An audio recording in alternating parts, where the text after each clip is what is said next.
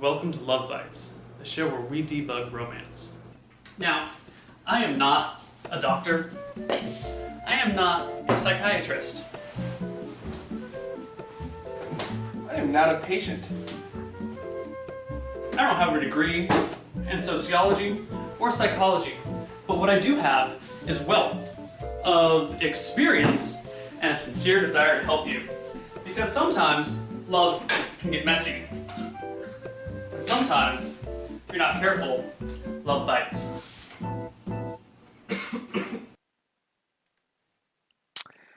Hey guys, and welcome to Love Bytes, the show brought to you by absolutely no sponsors whatsoever, because who the hell would ever sponsor this show? I'm here today with Jillian. Jill, how are you doing? I'm good. How are you? Good. Jill is one of my friends back from, well, 4 years ago. 4 years ago now? 4.5, 5, something like. We've been friends for a while, and she's got some pretty good insights into these things. But Jill, what are your qualifications for this? Please tell me about all of your, books you've written.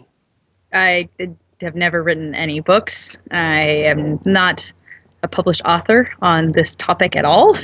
But you must have some sort of credentials, otherwise you couldn't get on such a prestigious show, right? No, I have no qualifications. And that is the quality of the advice we are giving, guys. All right. Unless you got anything else you want to start off with, I'd say we just jump right into the first question. Sure. All right. Hi. I am a polyamorous, pansexual, transsexual in a 2-year-long relationship with one male and one female. No, I'm not kidding. At any rate, I'm extremely submissive and have trouble saying what I want. I have found if I explain things that I enjoy to my partners, then when they do those things to me, they seem less fun and exciting. Should I just let them work it out, or do you have any idea of a way that I could explain my desires without losing any of the fun? Holy shit, I have no idea. Me neither. A polyamorous, pansexual, transsexual in a 2-year-long relationship with a male and female. And you're extremely submissive, and when you explain things that you want done to you, they're not as much fun.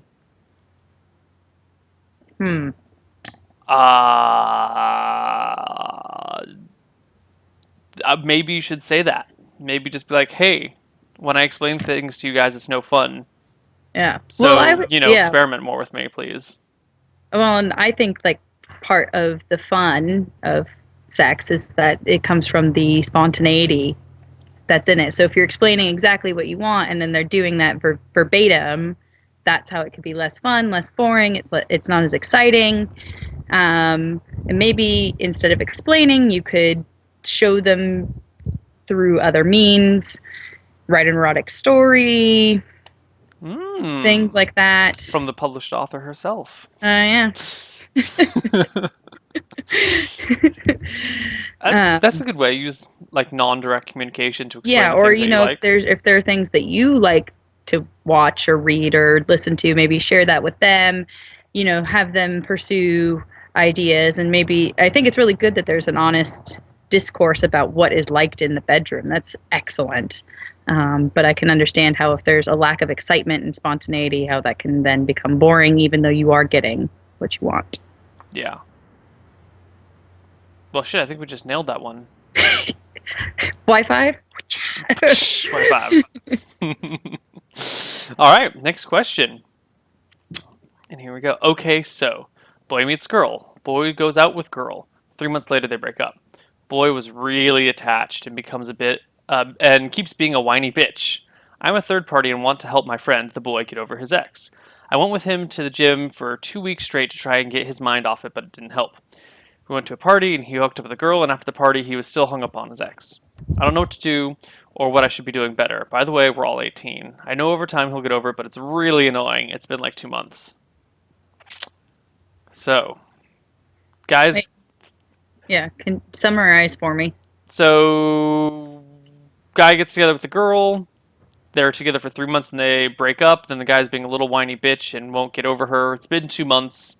They were only together for 3 months. It's been 2 months now, and his friend's like, Jesus Christ, dude, get over her. What the hell? You only dated for 3 months.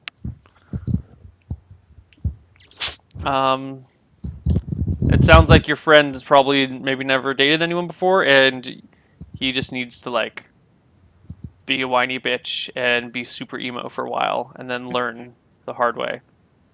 Because you're doing everything you can, in my opinion. You know, Yeah. you're taking him to the gym, you're taking him to a party, you get Fuck, take him him to a strip laid. club. Yeah, I mean, he went to a party and You're hooked up with a 18. girl. They were fine. I don't know. Yeah, I would try strip clubs. I guess maybe it could try. It could work. It probably won't, but it could. Um, I don't know.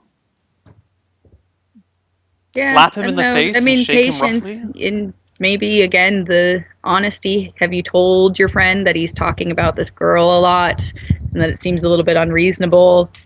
If he's still really hung up on her, maybe he should go after her again. But if she's clearly not interested, then time. Time. Time. Time. I think you just pretty much screwed here. Random viewer. Your friend is just gonna have to be an emo little bitch by himself Yeah. for a while. Probably. It's unfortunate. Oh, young love. Oh God, no. Actually, I'm quite happy now. I wouldn't want to do any of that over again. No, I'm really happy I'm not 18. Yeah. No offense. A little offense from me. Little. Moving on. Next question. So I've liked this girl for 2 years. We've been friends for a long time. We talk a lot and hang out quite a bit. I keep thinking I should ask her, but I guess you mean ask her out, but I feel like I'm getting mixed signals. Sometimes it seems like she's interested in me, and sometimes it seems like she just wants to be friends. Is there a way to find out for sure without ruining our friendship? We're both 19 and we'll be living together with her and some friends next year. All right, there's no way to find out without ruining the relationship. If there is, there would be books written about it. There would be careers dedicated to perfecting that art. It would be Yeah. common knowledge and published everywhere and whispered in hushed secrets about the dark taboo ways. So no, there's no way to find out. Although if you're going to be living together next year, like if you're all moving in to go to college together, or while you're at college, I don't know if dating her right now is a good idea. Yeah. Yeah, especially if you're going to college together, things can change really quickly in that environment. Really quickly. And, you might end up living with her and then realize that she like picks her nose at the dinner table when she thinks she's alone or something like that. And then that's really unattractive. So you find out things about people when you live with them that might turn you off. Yeah. But presuming that you're going to go ahead and, still be attracted to her anyway and completely ignore our advice of not going after her. Yeah. Presuming that, there's no way to test it. You're just going to have to either hide in the shadows and lust after her for ages, or walk up to her and be like, "Hi, Cheryl. Would you like to go get some coffee with me sometime?" And to which she'll say, "No, I don't drink coffee. I only drink organic tea." And then you're like, "Well, clearly you're just too much of a hipster for me. I'm out of here." And then you walk away. But you just do something, like make the extra effort to like hang out with her solo and engage in deeper conversation. Yeah. And then at some point, make a move. Yeah, and I think it's also perfectly legitimate to say that you feel like you've been getting mixed signals, because if you have for some time, then it's definitely not just a one-way street. Like, she might not totally fancy you, but she might be attracted or think you're cute or whatever, but it might not be to the point that she wants to date you. But if you're getting mixed signals, then it's definitely not just a one-way street. If she's even just like flirting with you a little bit. Yeah. This is true. This is true. But if you're gonna be living together for surezies, I would not do it. I would not do it. You're kind of pinning your hopes on you guys lasting for. If you're living together next year, then you're pinning your hopes that you'll last all the way till next year, and then all the way through next year. So you're like, yeah, I'm gonna bet my happiness and my living situation on this untested relationship with a girl for the next 16, 18 months. Yeah. Or it could be, totally glorious once you do move into each other. I think my key advice here would be to sit on it and just to wait and see how things progress. Yeah. And then go for the organic tea. Is that what you said, Neil? Organic tea. Yeah. Organic tea it up. Tea it up. Tea it up, yo. Yeah. All right, let's move on. Cheating troubles for Love Bites is the subject line here. I recently got busted by my girlfriend that I cheated on her, and she has forgiven me not the first time. I have a serious problem of being a compulsive cheater. We started talking a bit about maybe having an open relationship, but she needs me to come up with some rules for this to work. Do you have any tips on possible rules? Best regards, random streamer. Ooh.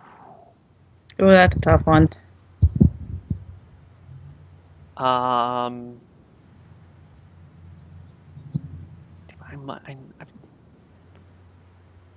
If you're going to do open relationship, the only way to make it work, is, in my opinion, is extremely honest. You have to be like, "Hi, if you're out at a party, you're like, hey, I'm gonna go bang that girl over there." Maybe not in those exact words, but you have to be clear about. In my opinion, I've never done this before, but you got to be like, I'm gonna go do this, and she's like, okay, cool, you're gonna go bang her. You know what? Actually, I don't want you to bang that girl. I know her, and she's a bitch. And then you're like, okay, fine. What about that girl? And then your girlfriend like, okay, that's cool, go for it.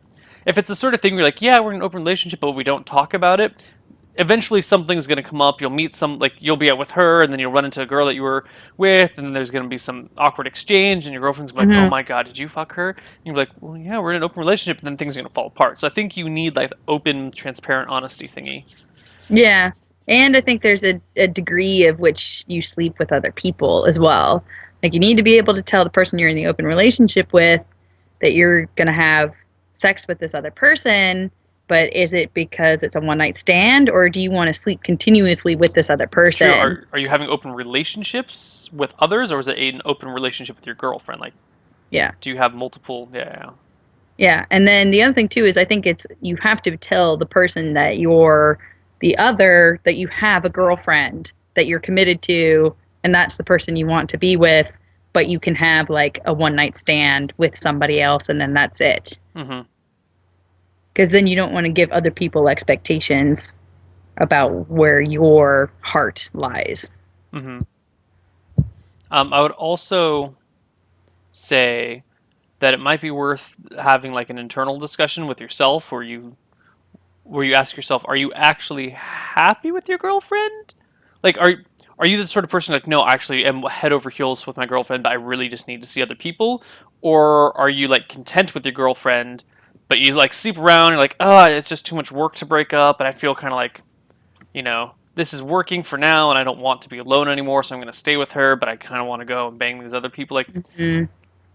Are you it, cheating and then getting caught in the hopes that she'll dump you? I yeah, mean, but or it's certainly possible that you are like, no, she's loved my life, she's great, but I really, really just need something strange. yeah. So, And then I think it would be, some sort of consideration if your girlfriend's also going to then be able to sleep with other people.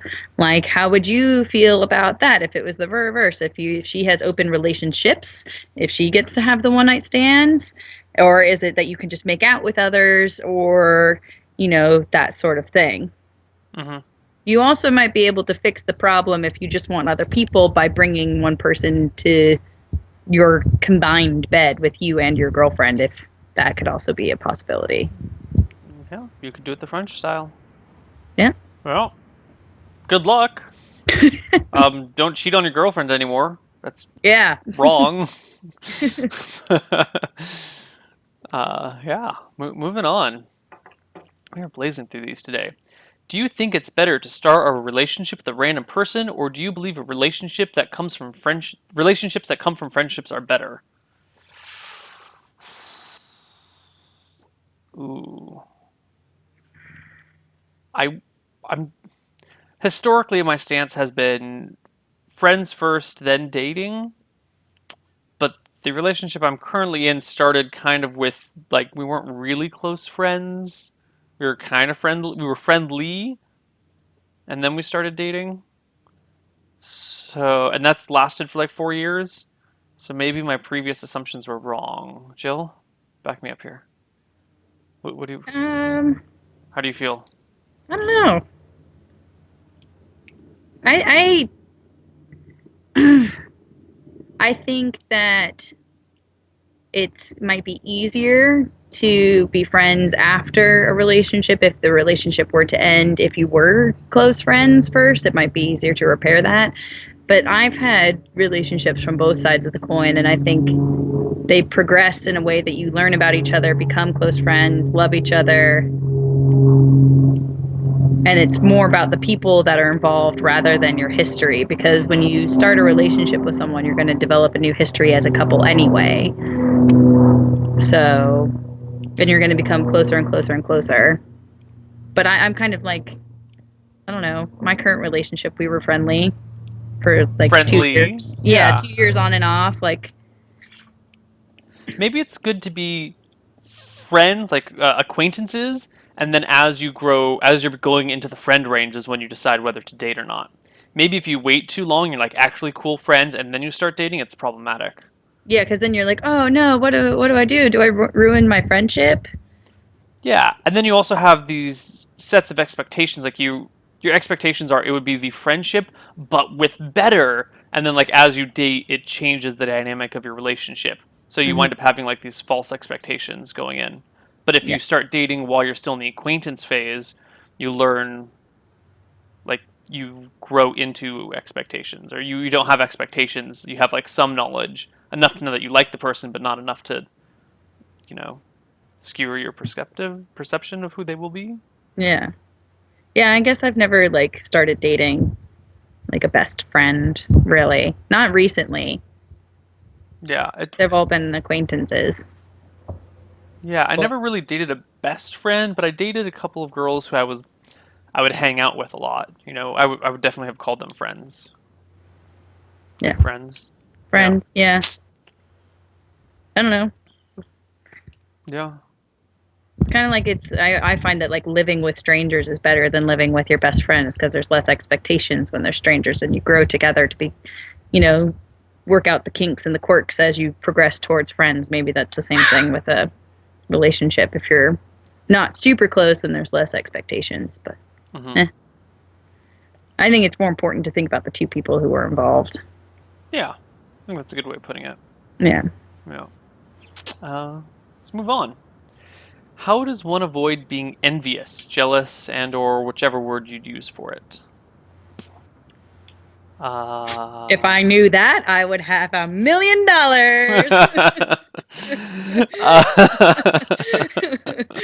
I would not be on this show. I'll tell you what. hey, you wouldn't come I would on. be on Oprah, and I'd be making so much money. Trust. I don't know. Like find a deeper connection with your partner, so that way when they're out with other people, you're like, oh, she's really friendly with that guy, but I know her well enough to know that she'd never want anyone but me. You know, just you deeper trust, which Yeah. comes from better communication and time, and you know, Honesty. honesty. The boring stuff that takes a lot of work. Yeah. Vulnerability. You Oh know. yeah, definitely. Being vulnerable in front of your partner really Yeah. helps to build the trust and get rid of those other feelings. Yeah. And to know what you are feeling and not projecting your own fears onto them. hmm Yeah.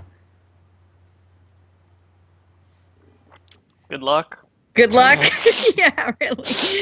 I just get closer in your relationship and learn to trust your partner more, and learn for her, or somehow she more, and you need to grow closer together, and then you won't be so envious. Or here's another idea: it could be more of an internal like lack of self esteem thing.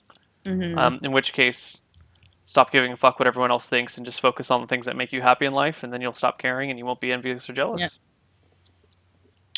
Yeah. Yeah.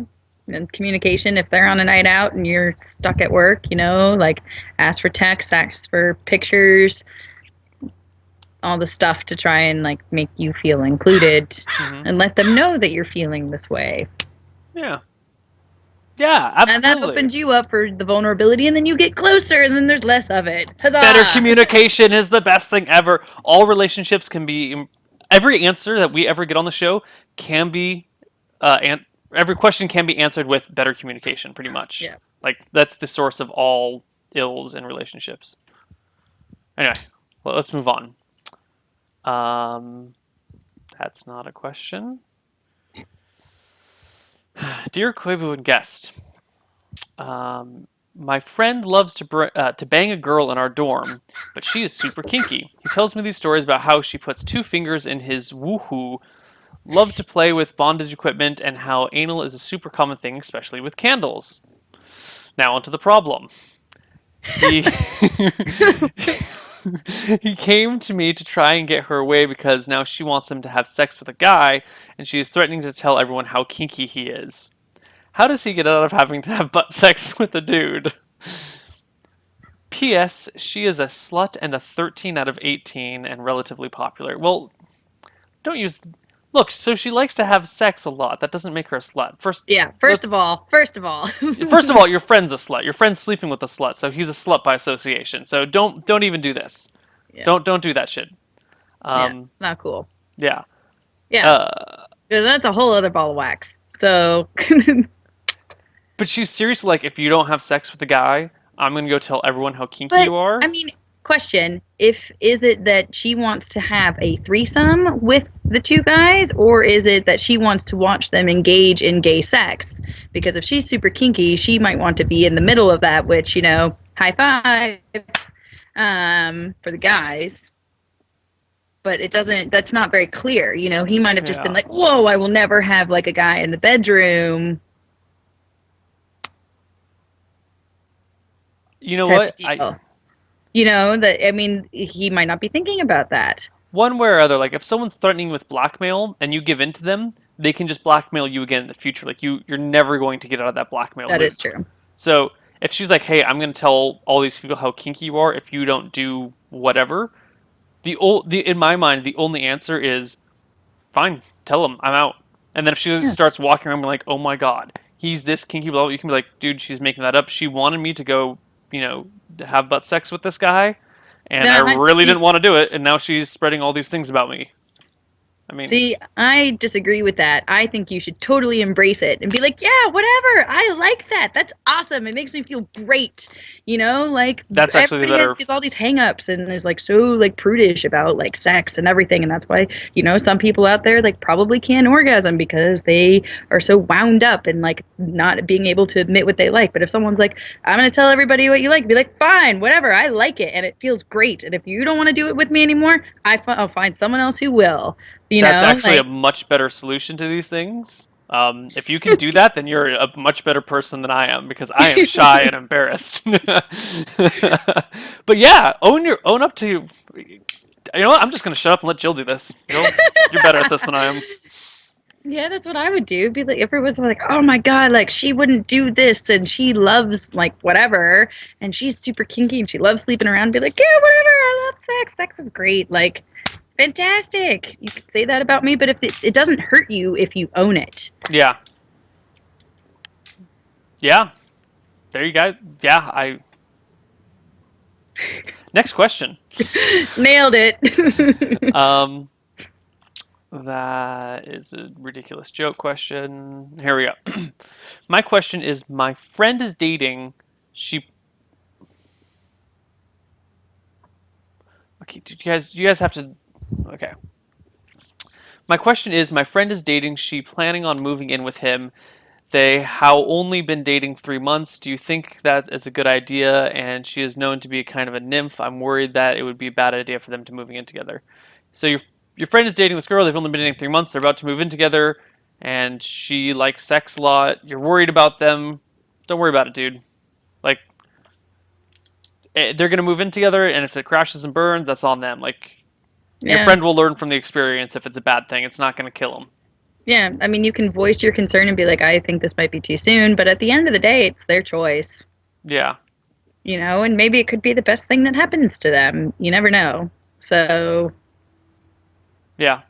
I think it's fair to voice your concern, but if your friend is like, "No, I really, really want this. I think it's going to be great," then be like, be as supportive as you can be, I would say. Yeah. I mean, especially with a relationship that's only been around for 3 months, if they're moving in together, this is the sort of flash in the pan thing.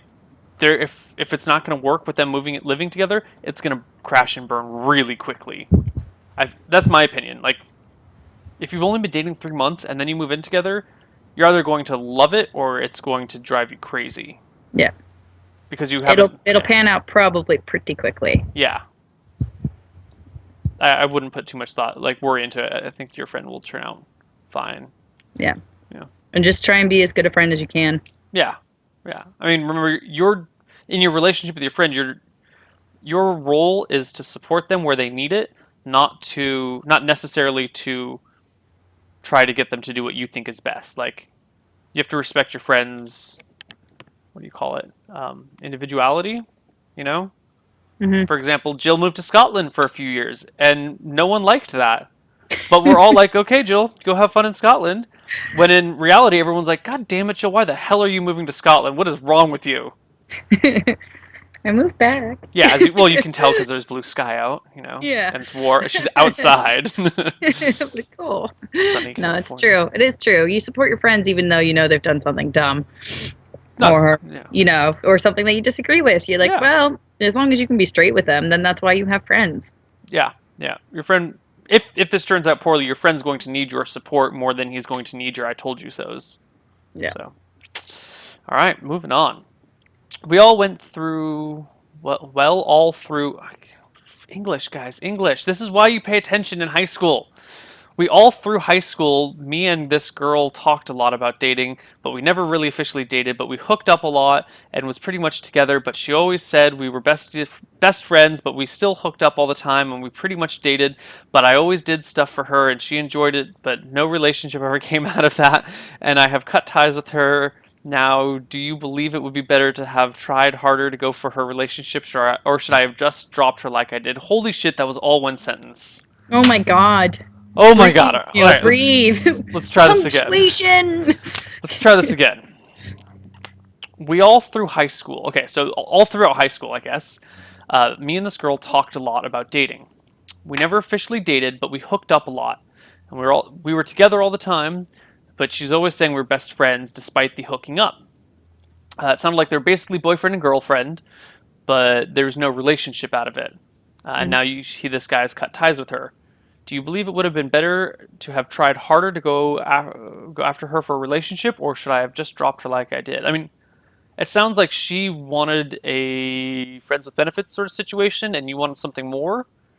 And usually in those situations, like the person who's like, I want more of the relationship is not like the friends with benefits person is usually not going to cop to a relationship.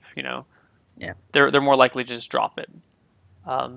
Yeah, I don't think you should abandon your friendship unless you're like totally like going through like the breakup sort of emotions. If you're really upset and bent out of shape, then you probably shouldn't see her for a while. But I don't think you should abandon the friendship just because you had different priorities. Yeah. It sounds like she was pretty honest with you, but But you I didn't wanna don't think hear I it. would pursue it anymore, especially since it was just like no, no, no. Yeah. Spent too much time worrying about this girl and not enough time paying attention in English class. Unless you're Yeah. from another country and English is not your first language, in which case I forgive you slightly. But, Punctuation is important. proper So is grammar. communication skills. Eat, Shoots, and Leaves. It's a really good Oh book. my god, yes. Eat, Shoots, and Leaves. It's important. Where's the comma? How do you feel about the Oxford comma, Neil? Are you for or against? I used to be against it. I used to think the Oxford comma was the stupidest thing ever. And then I read like one example of it and I was like, oh, that makes perfect sense. Yes, that's the best thing ever. Why don't we do that all the time? Yeah, I know. Yeah. Yeah, I was big on it, and I was for it. Then I stopped using it, and now everyone's like, "Oh, you don't use the Oxford comma." And I was like, "I used the Oxford comma before it was cool, okay?" True San Francisco hipster, guys. Right here, right here. You don't get more Now I don't hipster than anymore, arguing about since when it's you so, use like, the comma. mainstream. Oh. Next time you're in a friends with benefits relationship, or next time you're seeing someone and sleeping with someone, or screwing around with someone, and they're like, "No, we're just friends."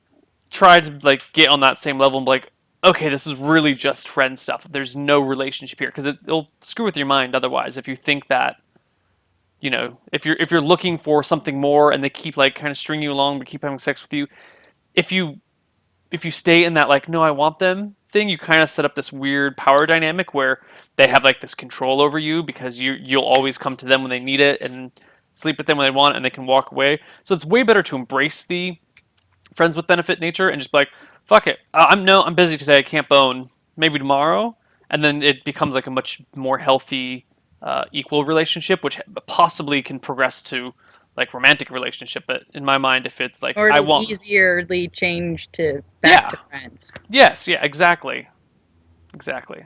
Yeah. Cool. Cool. Next one. Recently at work, I had a new girl of sorts temp in my department. Temp? Temp? Temp. Temp in my department, yeah.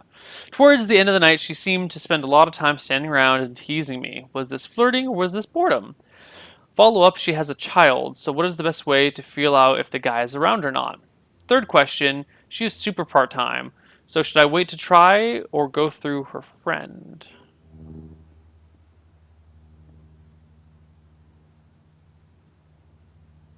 Should I wait to try? Should I wait or try to go through her friend? All right, so we have 3 questions here. Was she flirting with you? How do you figure out if the guy's around? And should you go for it because even though she's super part time? Jill, was she flirting? Probably. I mean, if you're standing around and teasing after work when you could like be going home, like you're probably flirting. But it could also be, your way of integrating into the community and trying to reach out. Mm-hmm. Need more data points.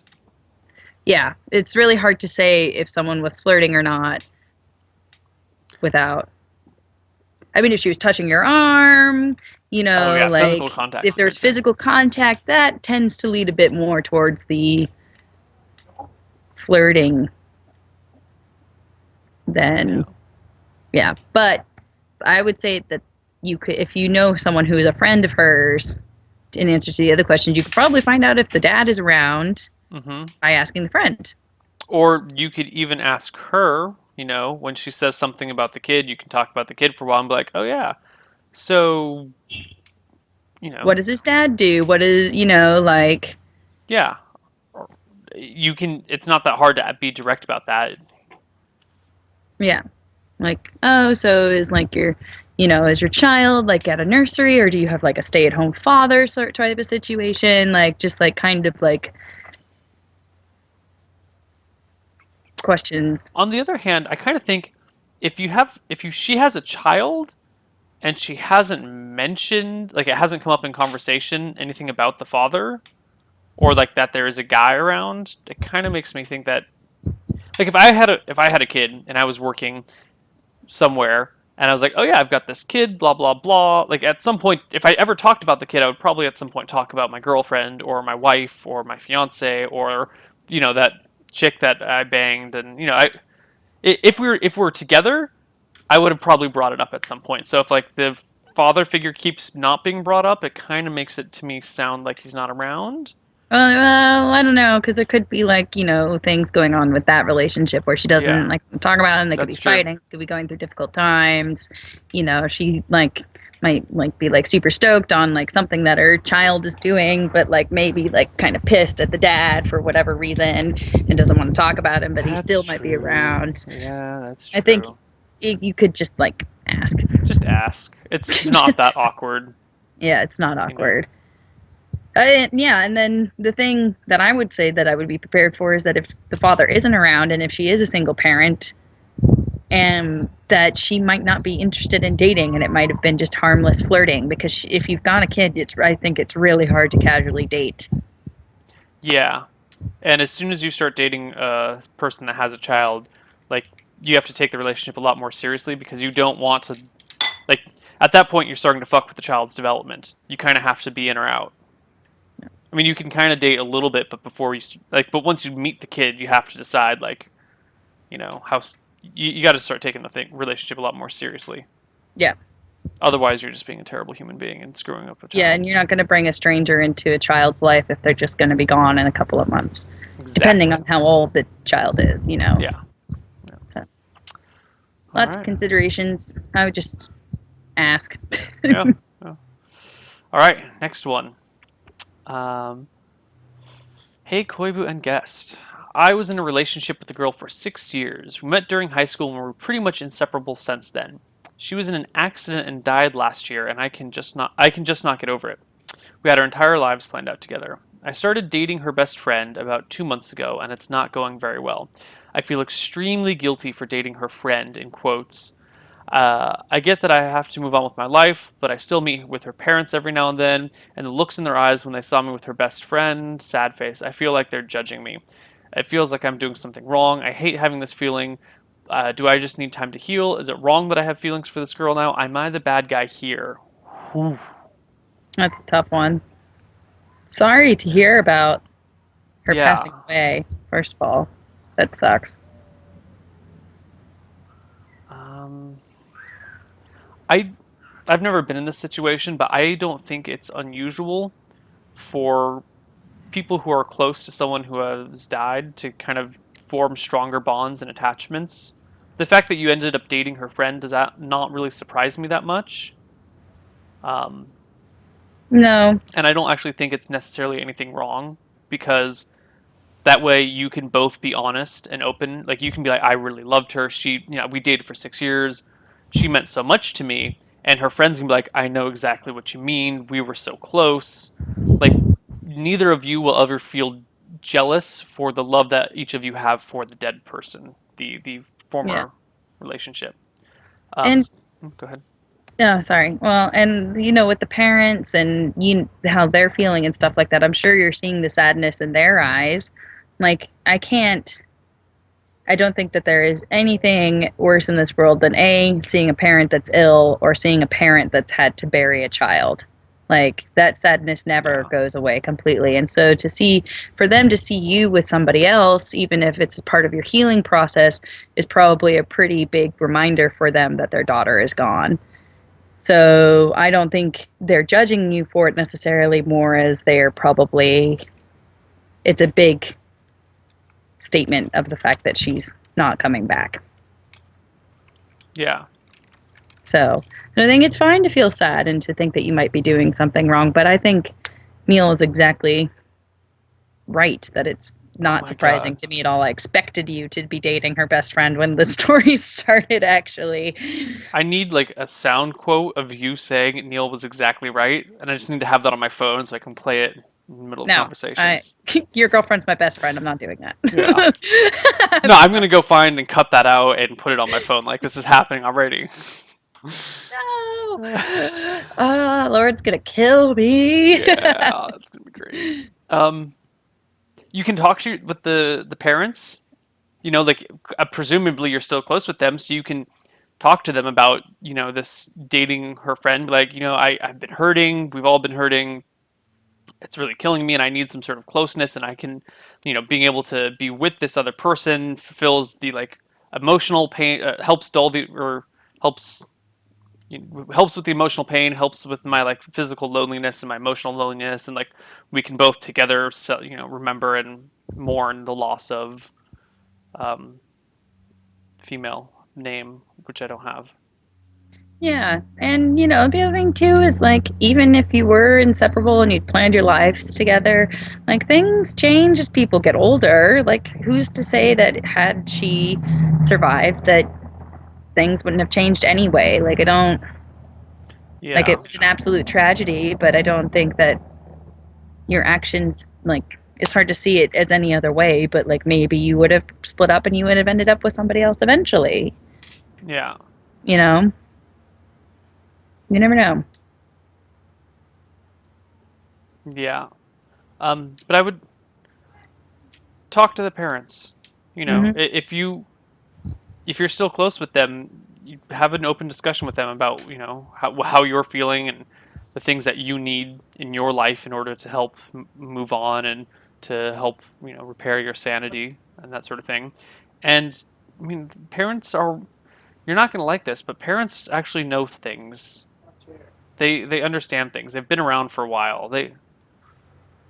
It's unholy, but they're actually right a lot of times. Don't tell them I Yeah. said that, but Yeah, and I really value my dad's advice.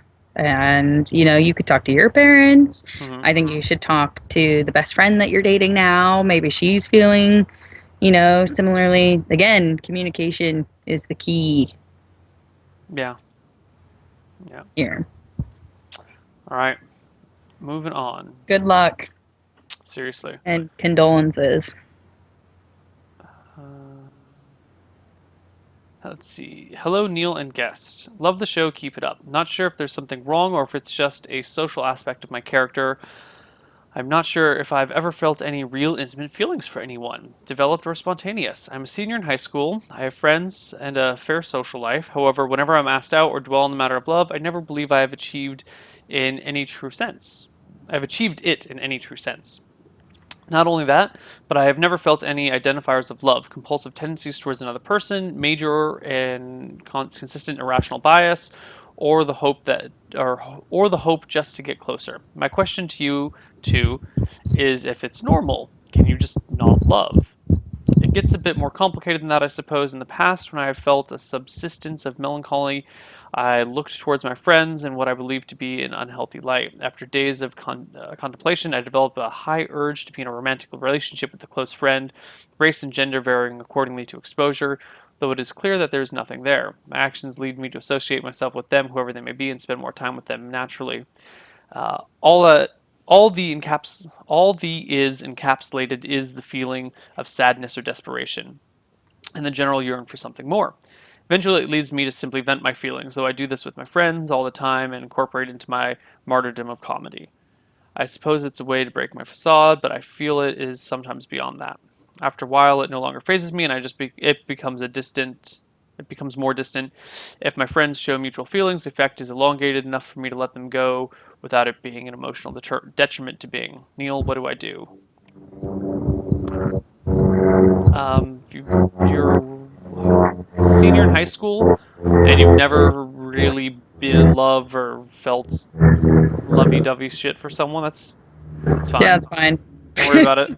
Yeah, don't worry about it. That's Yeah. awesome. Yeah. Don't and I would I don't know, like reflecting on being 16, 17, 18, like it would have been like to a certain extent great not to be swept away by lovey-dovey feeling. Like I think it would be awesome to be already picky as a teenager.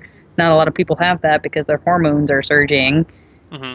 Like and I don't think you can really experience full on true love, at least in my experience, until you've grown into an adult and you know who you are more thoroughly. Yeah. There are exceptions to that, of course, and that people meet young and they grow together. And I have close friends who got married when they were 17 and 19, and they're still together today and happily married and have been for the last 10 years. Jeez. But like,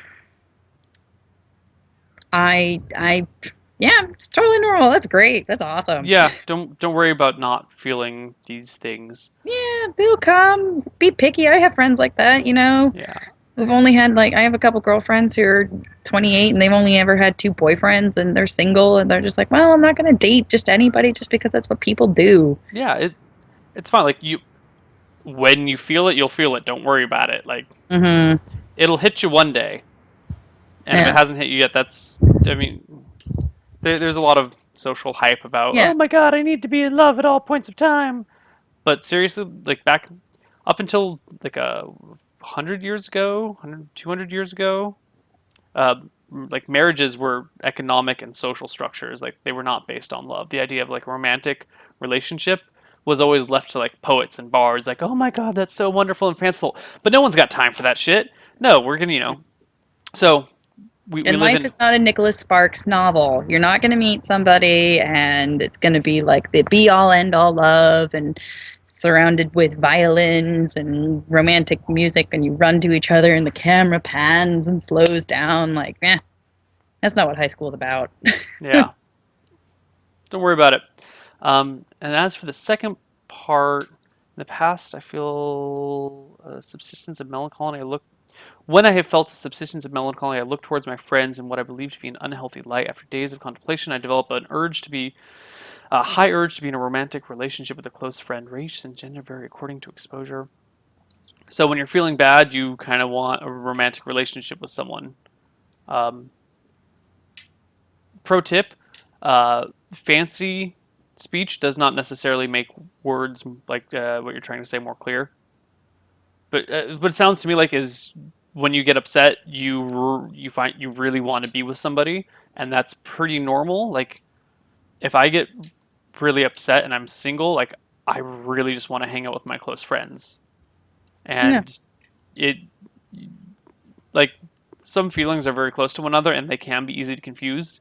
Especially things like hate and love are really like they hit the same emotional things. I'm not saying that this is a side story. Like you can be really pissed off at someone and it feels or you can have a strong feeling for someone and the way that you react to it kind of like makes your interpretation of it be either rage or love. Like it's very easy to be like, oh man, I'm so pissed at this person, I hate this person, and they do something like, holy shit, I've been mad at them for a year, but actually I think I've just been head over heels in love with them and I didn't realize it. So if you're like, really upset, you're like, oh my god, my friends, like I really just want to be dating this person right now, you might just need to like change it in your mind a little bit and be like, I don't want to be dating them. I just need some emotional support now. So I just want to be closer with my friends and go hang out with them all. Like, Yeah. or I could be wrong. Maybe you just, I don't know. That's my take on it. Jill? Yeah. I agree. When you're sad and lonely and feeling overwhelmed and you want a partner to help you through it, not necessarily, someone you love. You need a friend, a comrade. It could just be as easy as like picking up the phone and being like, hey, friend of mine, I'm pretty upset. And being able to talk about it with someone might, you know, calm down your need. And I can understand how the feelings of melancholy could be exacerbated by the fact that you feel like you should be in a relationship because everybody else is dating, but you have other sources of support. I'm sure you have it sounds like you have a very good network of friends. Utilize that. Don't put stuff onto it that it's not, but Yeah. Agreed. Moving on. Unless you have any other last words on this. nope. Okay. Hey, Neil and guest, I have two unrelated questions. The first is a subject that has been almost beaten to death, but there's still a dilemma about it in my mind. You have said that porn is okay, but too much porn is bad for you. Oh god. I browse 4chan a lot, and if you don't know what 4chan it is the image board forum where almost anything is tolerated. Jill, are you familiar with 4chan? You lucky person. That being said, during my usual browsing, there is a sea of porn being blasted along with the rest of threads. So do you think that there's a difference between actively searching for porn and seeing it while you're doing other things? That's the first question, so let's deal with that. To catch you up on our porn discussions that we've been having, previously we had talked about pornography. We're like, yeah, porn's fine, guys. Don't worry about it. Don't feel bad if you like porn.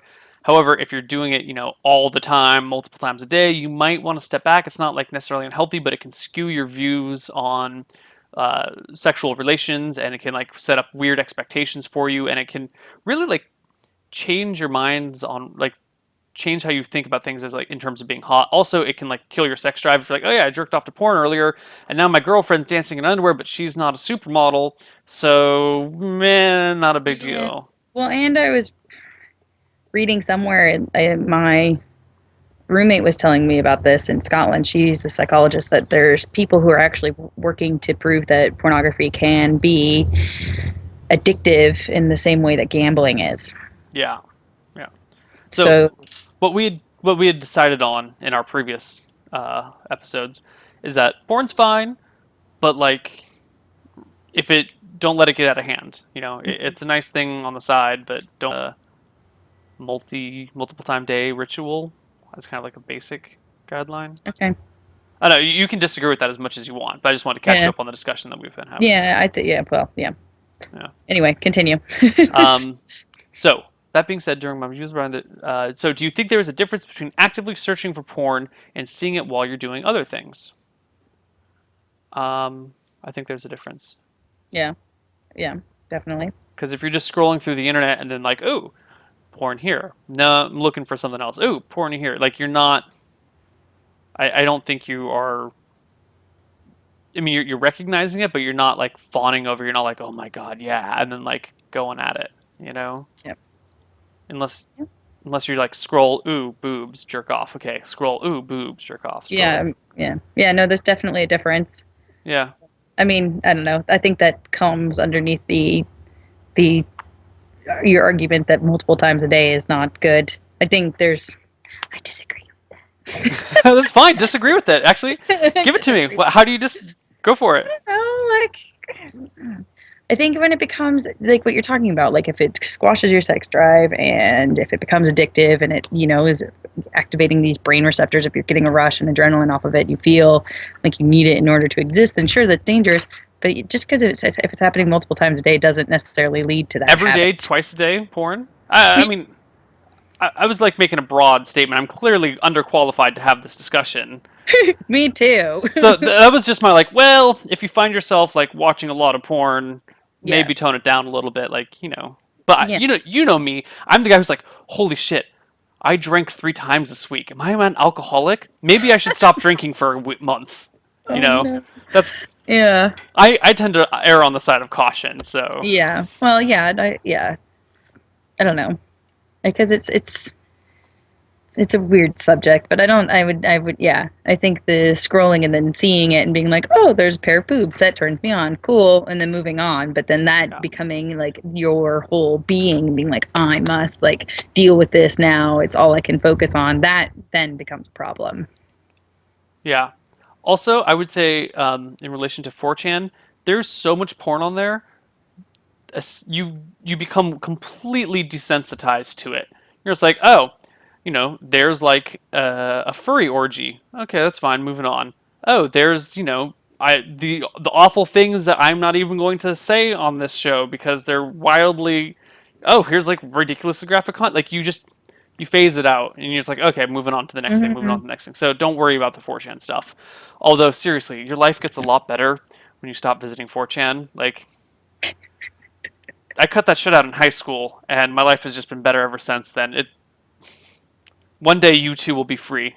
One day you too will be free, my friend. All right, second part of the question. Last week you were talking about how to talk to a girl that you don't really know all that well in high school. You and Ryan kept saying to just go up to the girl and talk to her, but it felt like an underpants gnome explanation. By underpants gnome explanation, I mean that all your steps to talking to a girl and getting close to her are like the steps for profit. 1, say hi to girls. Step 2, talk about us. Step 3, you are now closer to her. I understand that it's different with every case, but the difficult part is talking to a girl. The difficult part of talking to a girl is finding out what to talk about. Because even though there is about a million things to talk about in high school, knowing which one to talk about can be overwhelming, and it can make a guy blank when trying to talk to a girl. In my personal experience, talking about something that is random, like asking a question about an odd topic, if the girl asks you why you're asking her, saying you don't know... Wait. Talking about something that is random, like asking a question about an odd topic, and if the girl asks why you are asking her, saying you don't know why, but you are, or interjecting into an interesting conversation, usually only to repeat something that was said in referencing tone, has made a few friends, but it doesn't help make any long-term relationships, and that method might not be helpful to everyone. My question is, how does one find out what to talk to about to someone who isn't that close from the start? Jill, how do you talk to a girl in high school? God, this is, I don't know. It's just so. I mean, I think this is still it's still relevant even when you get out of high school. You know, people are trying to meet people in bars. Like we went out dancing the other day, and it was so funny. Well, first of all, because I'm in America, so I can actually hear people trying to hit on each other in a bar. That was hilarious. Everybody in Scotland isn't as loud. And they're just like, oh, so what are you into? That's just that whole like trying to find a common interest. I don't know if there's a TV show that's big right now on campus. Ask her if she's seen the latest episode. They're all the summer blockbusters are coming out. Ask her if she's excited to see Captain America. What else is coming out? The new X-Men movie, or like, did she watch the Academy Awards? Game of Thrones is on right now. Game of Thrones, like.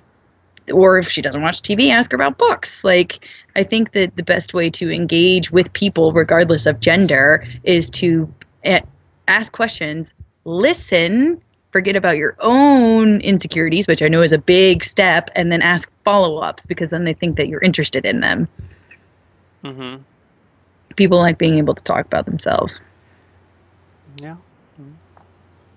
I Other things that are really easy are school-related topics. If you have a class with her, be like, "Hey, I didn't hear what the homework assignment was," and then like now you've had a conversation with her. It's like a 10-second conversation, but you've had a conversation with her, and then you can go up to her another time and be like, "Oh, did you get this question on this? What did you do Yeah. for this thing?" Like you can use the day-to-day things, and then when you're talking to them, you just I don't know how to say it. Yeah, or like, oh, what did you do over spring break? Oh, I went to this place with my family. Oh, I've never been there. Please tell me about it. Is it hot? Is it cold? Is it, what do you do when you go to Lake Tahoe in April or whatever it is? Did you Mhm. water ski? Like, how fun is that? I've heard that it's really scary. Or, oh, I stayed at home and relaxed. Like, did you watch TV? Do you read? Do you, sit at home and watch Neil on Love Bites? Because I watched that too. How You've funny. never seen an episode. Don't even lie. I'm not saying me. Yeah. Look at how you talk with your actual friends, the friends that you're close with. Like, you have a conversation with them. How do you have a conversation? And then, examine that. And then when you're talking to a girl, be like, okay, if Jackson had just said, oh yeah, I've decided to develop a nuclear weapon, you wouldn't be like, oh, that's cool, and not know what to say. You'd be like, what the fuck is wrong with you? Why are you developing a nuclear weapon? So when the girl says, I'm building a bomb, you'd be like, why are you building a bomb?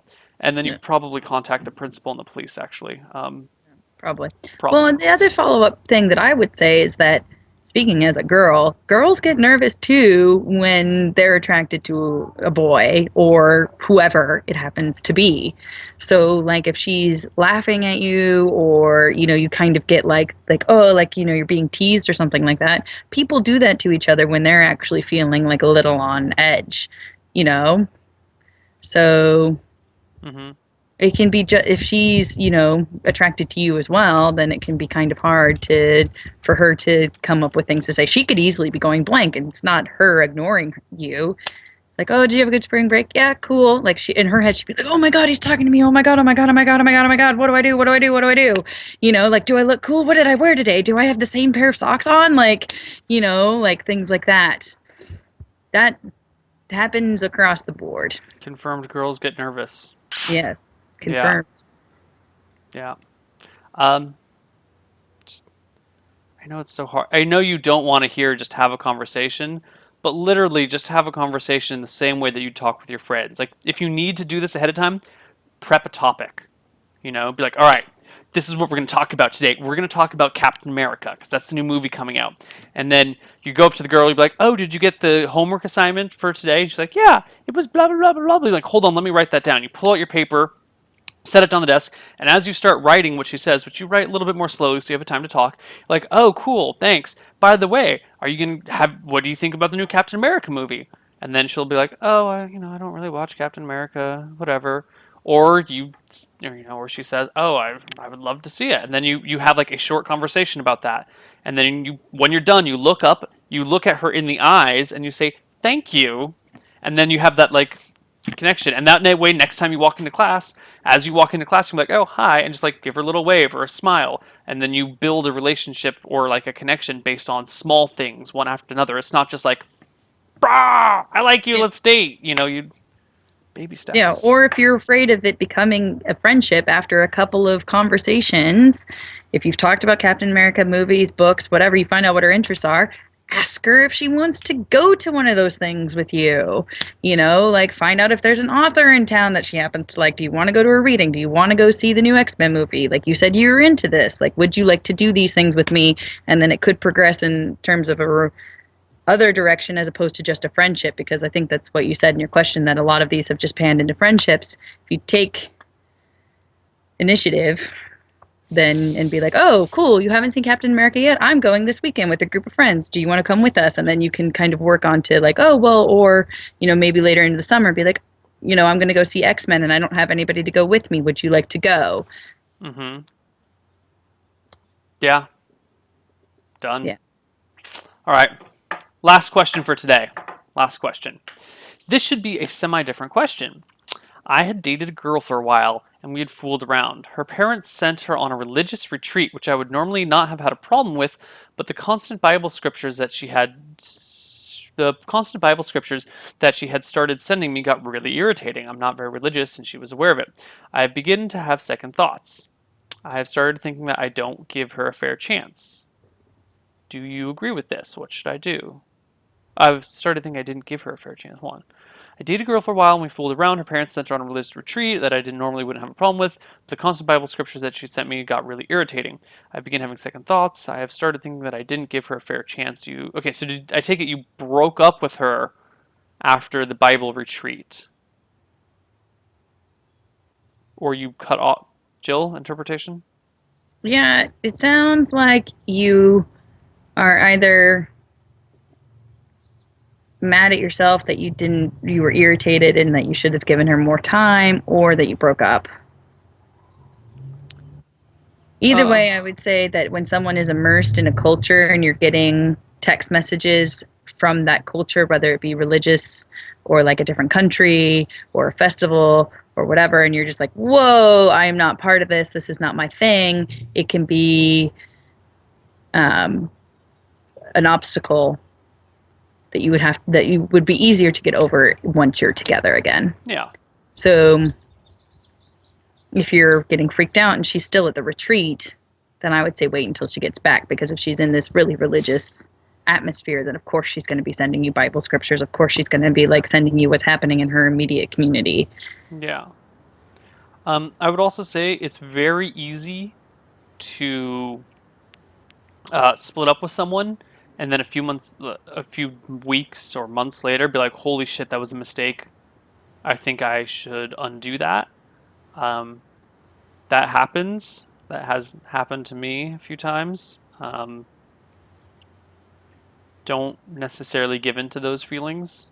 They might be right. You might actually have made a mistake, or you might be like just in the state of withdrawal where you're like, oh my god, I need that emotional connection or that physical connection or whatever, and I miss it. Like, Yeah. there was a girl that I was dating for like a year and a half, and then we split up, and we kind of like moved into a friends with benefits sort of thing, and then like 4 months later she started like seeing another guy and instantly was like, holy shit, what the hell did I do? I made a mistake. I should not have broken up with her. That was awful. I went to her house. I spoke to her being like, you shouldn't be with him. You should be with me. It was stupid and dramatic. And I got like really upset. And then like a few months later, I was like, oh my God, what was I thinking? If we had gotten back together, that would have been awful. No, we broke up for a very good reason. What the hell was I thinking? Like, take some time to actually examine your feelings, Mm-hmm. Examine. Yeah. Wait, damn it. I was going to make a Star Wars quote, but I failed it. Trust your feelings, Luke? Trust your feelings, Luke. I don't know. That's right, you've never seen Star Wars before. No, yes, I have. Never That is seen Star someone Wars. else. I get accused of that sometimes, actually. Because she can never remember who's seen what. I got accused of not seeing Aliens, of not having seen Star Wars. It's that you haven't read The Hitchhiker's Guide. Yeah, that's me. I haven't read Hitchhikers yet. Yeah. I'm working on it. One day. One day. All right, guys, that's it. That's it for Love Bites. Thank you so much, Jill, for coming on. I hope this wasn't too painful for you. It was fun. Yeah. Do you have any last words, any wisdom you'd like to impart upon the masses? Pay attention to your grammar and punctuation. It helps with open communication.